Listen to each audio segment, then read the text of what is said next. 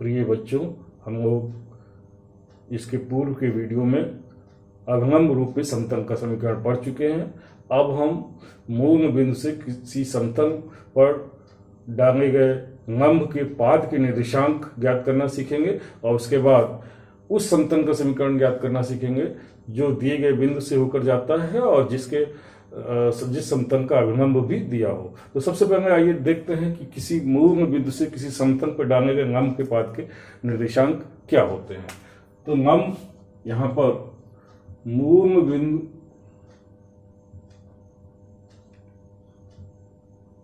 से किसी समतल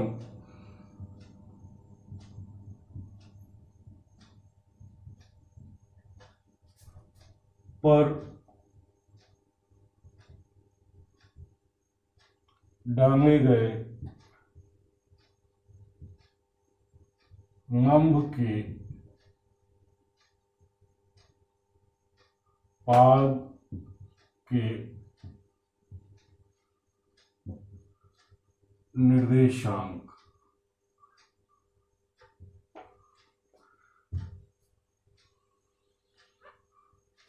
सपोज दैट ये आपका समतल है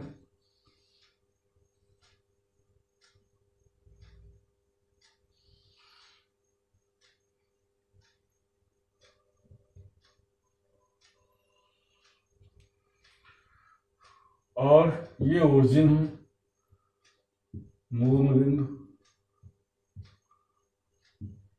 यहां से इस पर परपेंडिकुलर डाल दीजिए। तो इस बिंदु, ये लंब है,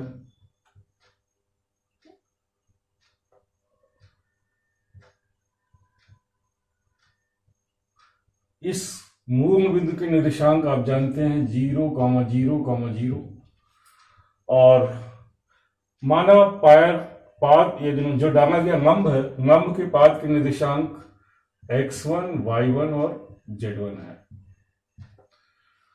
तो यहां पे और समतल का समीकरण, माना समतल mx plus my plus nz बराबर d। समतल का समीकरण इतना है जिस पर मूल बिंदु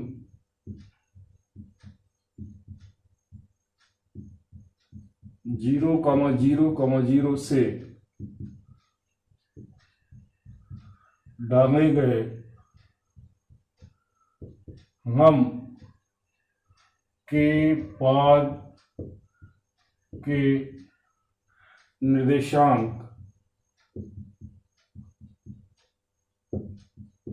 x1, y1, z1 है।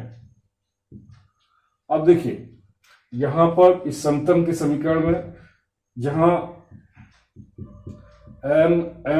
n जो है क्या है, समतल के अभिलंब की दिक को जाएं, ये इसकी क्या है, दिक को जाएं। ये दिक को जाएं क्यों है, क्योंकि इनके वर्गों का योग n² plus m² plus n² बराबर 1 होता है। तो ये इसके बराबर है, दिक को जाओं के वर्गों का योग 1 के बराबर होता है। अब देखिए, और इनको दिक अनुपात भी कह सकते हैं क्योंकि सभी अभिलंब, सभी दिक को जाएं दिक अनुपात भी होती है, परंतु सभी दिक अनुपात दिक को जाएं नहीं होती है। अब आइए दो बिंदुओं से होकर जाने हमने देखा कि दिक अनुपात, तो ओपी रेखा के दिक अनुपात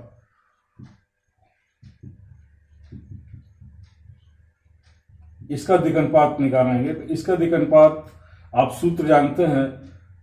सूत्र क्या होता है, सूत्र होता है x2 minus x1, y2 minus y1 और z2 माइनस z1। ये O है 0, 0, 0 और P है x1, y1, z1। तो ये x1 y1 z1 इसको कह दीजिए, इसको x2 y2 z2 कह दीजिए। अब सूत्र में मान रख दीजिए, तो ये क्या आ जाएगा, OP के दिक् अनुपात, OP के दिक् अनुपात आ जाएंगे आपके x2 माने x1 माइनस 0, y1 माइनस 0 और z1 माइनस 0। अर्थात आप देखिए x1 y1 और z1 ये दिक् अनुपात होंगे OP के। अब चूंकि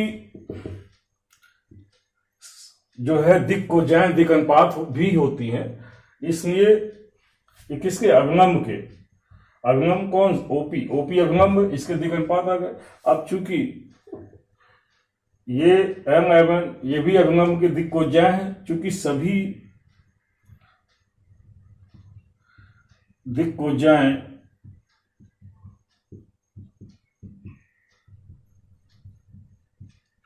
दिक् अनुपात होती हैं,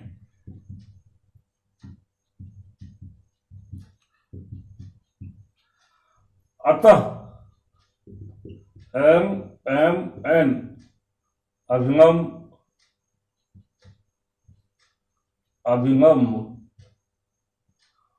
OP के दिक् अनुपात भी होंगे। दिक् अनुपात माने डायरेक्शन रेशियो इंग्लिश में कहेंगे। अब ये भी दिक् अनुपात है OP का, ये भी दिक् अनुपात है OP का, तो अगर सेम रेखा के दिक् अनुपात है तो ये जो है समानुपाती होंगे। अर्थात तब हम ये लिख सकते हैं x1 बटे m is equal to y1 बटे m is equal to z1 बटे n, और इसको बराबर k हमने माना। जब ये है तो x1 की वैल्यू अगर ये x1 बटे m is equal to k, तो x1 बराबर क्या आ जाएगा, km। इसी प्रकार y1 क्या आ जाएगा, km, और z1 क्या आ जाएगा, kn। अब चूंकि हमारा बिंदु पाद के निर्देशांक क्या आ गए, p के निर्देशांक क्या हो गए, p हो गया km kn, और चूंकि ये जो p बिंदु है वो समतल पर स्थित है, इस समतल पर, तो इस समतल के समीकरण को संतुष्ट करेगा। तो इस बिंदु को यहां संतुष्ट भी करा दीजिए। तो आइए संतुष्ट कराएंगे। समीकरण नंबर इसको चाहे तो 1 कह दीजिए। समीकरण 1 में मान रखने पर, या इसको कह सकते हैं, ये भी कह सकते हैं कि समतल के समीकरण में मान रखने पर, समतल के समीकरण में मान रख दीजिए, ये सारे मान रख दीजिए इसमें, तो क्या हो जाएगा, m x की जगह इंटू km, m y की जगह km plus n into kn बराबर d। तो ये आ जाएगा k m square plus m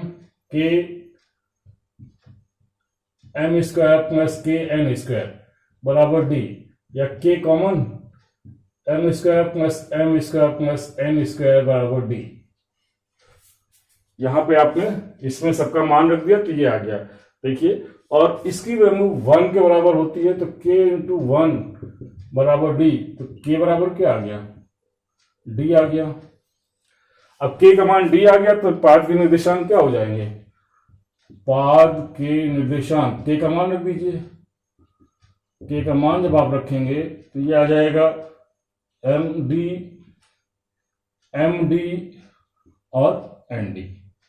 यही आपका मूल बिंदु से डाले गए लंब के पाद के निर्देशांक, जहां पे m समतल का दिक्कोज्या है, mn, और d क्या है, d मूल बिंदु से समतल पर डाले गए लंब की लंबाई है।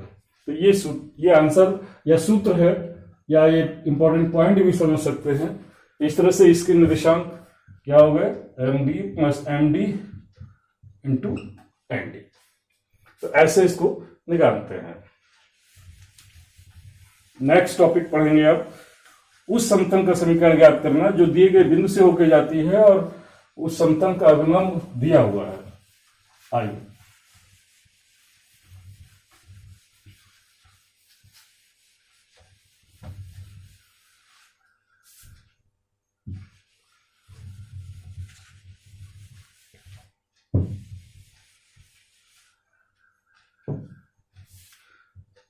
दिए गए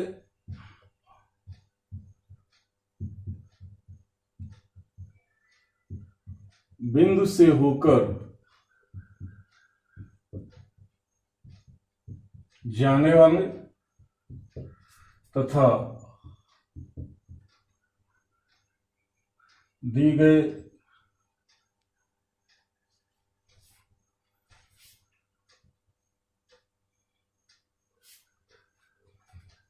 जाने वाले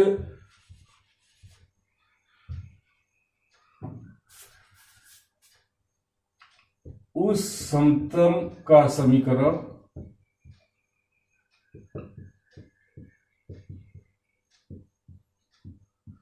जिसका अभिलंब ज्ञात हो, जिसका अभिलंब ज्ञात है।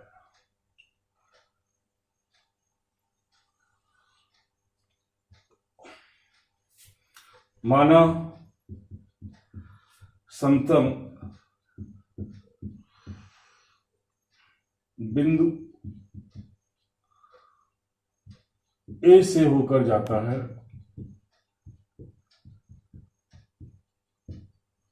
जिसका स्थिति सदिश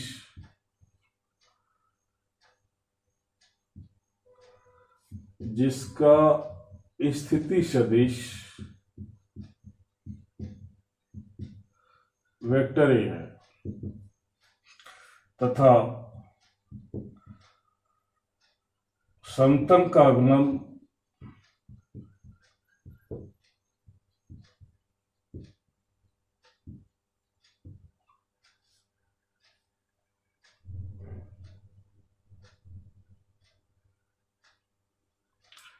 वेक्टर एन है। तो ये सदिश रूप में हम बता रहे हैं। सबसे पहले सदिश रूप में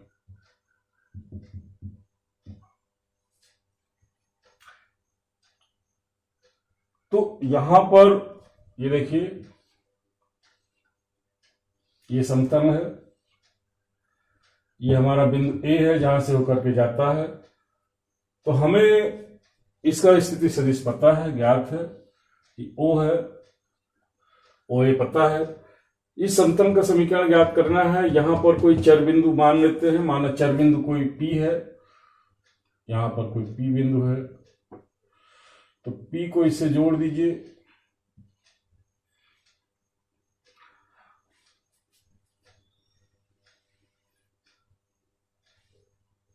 और ए को पी से जोड़ दीजिए और इस पर अभिलंब जो है, सपोज दैट ये एन है, ओ एन वेक्टर एन है, ये वेक्टर ए है और ओपी के निर्देशांक इसको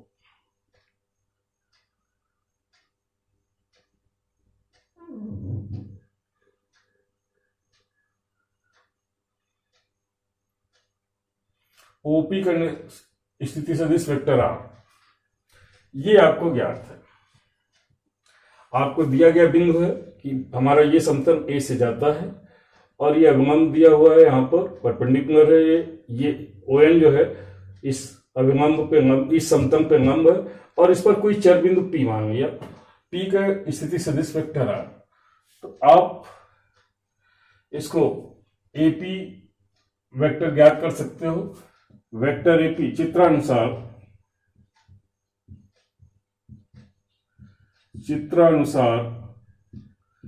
एपी वेक्टर बराबर क्या होगा, ओपी माइनस ओए, और ओपी वेक्टर बराबर vector R minus vector A.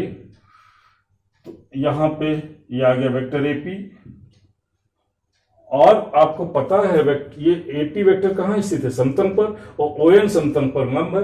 On vector आपके पास क्या है, ओएन वेक्टर है वेक्टर एन। ओएन ये कैसा वेक्टर है, ये अभिलंब है किसका, समतल का। तो ओएन यानी कोई समतल है, सपोज दैट ये समतल है, ये रेखा है, तो इस पर आप ऐसे समझ सकते हो, ये रेखा है और ये देखिए ये रेखा है एपी और एक समतल इस पर लंब है। तो ये रेखा एपी और ये समतल अभिलंब का अभिलंब, ये दोनों परस्पर लंब होंगे, तो इन दोनों का डॉट प्रोडक्ट यानी एपी डॉट एन बराबर 0, क्योंकि उनका दोनों परपेंडिकुलर है। चूंकि एपी वेक्टर परपेंडिकुलर होगा वेक्टर ओएन पर, तो ओएन पे जब परपेंडिकुलर है तो इसको हम कह सकते हैं कि वेक्टर यहां पे एपी डॉट वेक्टर ओएन बराबर 0। और जब ये 0 हो गया तो एपी मीन्स हो गया vector R minus vector A dot ON की वैल्यू वेक्टर एन बराबर 0। तो ये आपका ये सूत्र आ गया। यही उस समतल का समीकरण है जो बिंदु ए से होकर जाता है, जिसका स्थिति सदिश ए है और एन पर लंब है। इसको हम और भी अच्छे से समझ सकते हैं। अगर इसको आगे खोलें तो ये आएगा R dot N minus A dot N बराबर 0, या R dot N vector N बराबर ए डॉट वेक्टर एन। अब इसको हम अभिलंब रूप में बदल सकते हैं। अभिलंब रूप क्या होता है, vector R unit vector N dot unit vector N बराबर डी। ये सूत्र आपने पढ़ा है, R dot unit vector N बराबर डी। अभी इसके पहले वाले वीडियो में कि ये जो है अभिलंब रूप में समतल का समीकरण, जहां ये समतल का अभिलंब इकाई अभिलंब है और डी समतल से मूल बिंदु की दूरी। तो इस रूप में इसको चेंज करना है तो क्या करें, इसको यूनिट वेक्टर में चेंज करना है। तो यहां पर तो यूनिट वेक्टर में चेंज करने के लिए दोनों पक्षों में आपको इसके मॉड एन यानी एन अभिलंब के परिमाण से भाग देना पड़ेगा।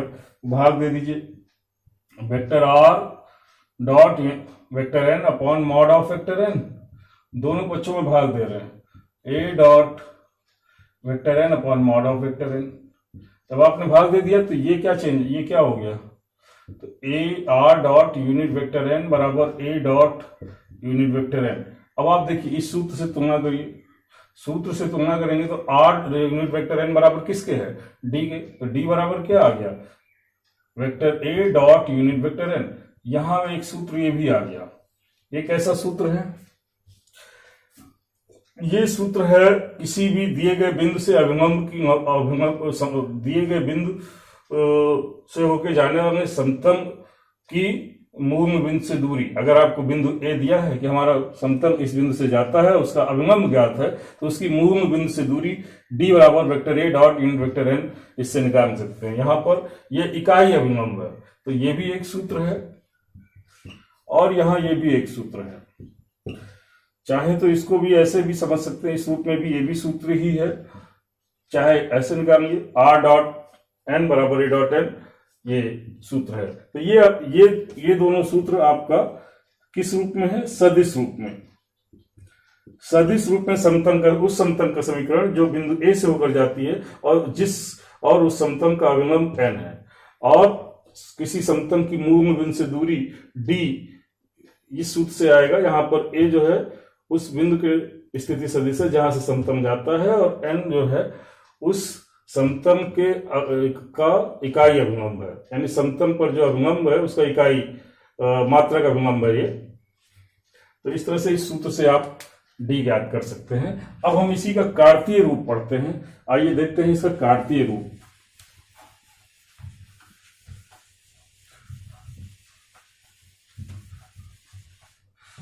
इसका कार्तीय रूप,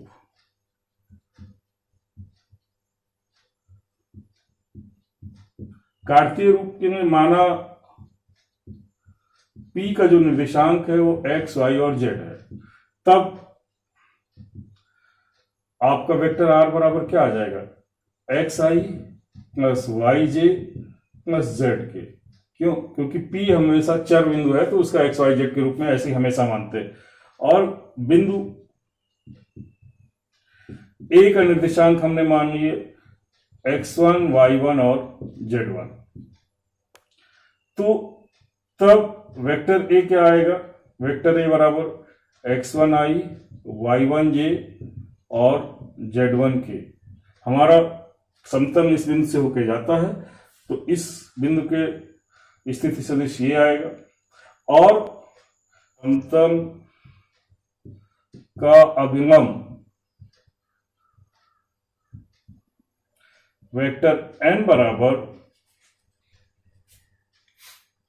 ai प्लस yj और प्लस zk। और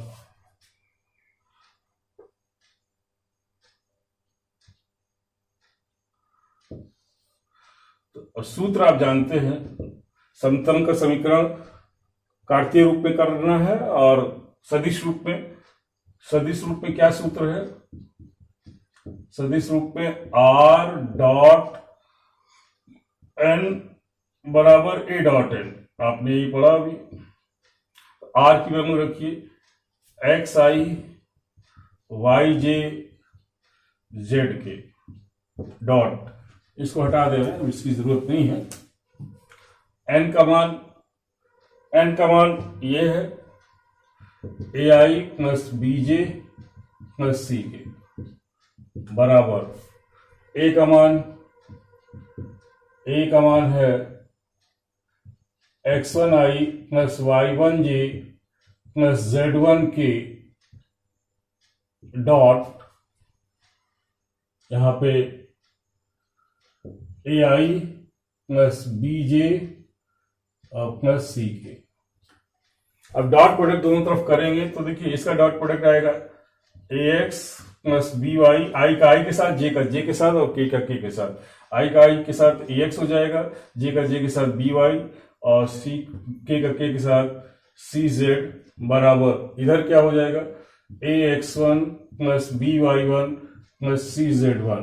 पक्षांतर कर दीजिए ax plus by plus cz minus ax1 minus by1 minus cz1 बराबर 0। यहां ax1 और ax में a कॉमन, ये आ जाएगा ax minus x1 plus by minus y1 और प्लस का c z माइनस z1 बराबर 0। ये कार्तीय रूप में उस समतल का समीकरण आ गया। जो कि दिए गए बिंदु x1, y1 और z1 इससे होकर जाती है और जहां पर अभिगम के दिक् अनुपात a, b व c है। किसके अभिगम? समतल के। ये समतल के अभिगम के दिक् अनुपात a, b, c है और ये आपका दिया गया बिंदु है, जहां से हमारा समतल जाता है। ठीक है, तो यह अभिगम रूप में समतल का समीकरण हो गया कार्तीय रूप में। इस तरह से आपका ये पूरा हो गया। शेष नेक्स्ट वीडियो में।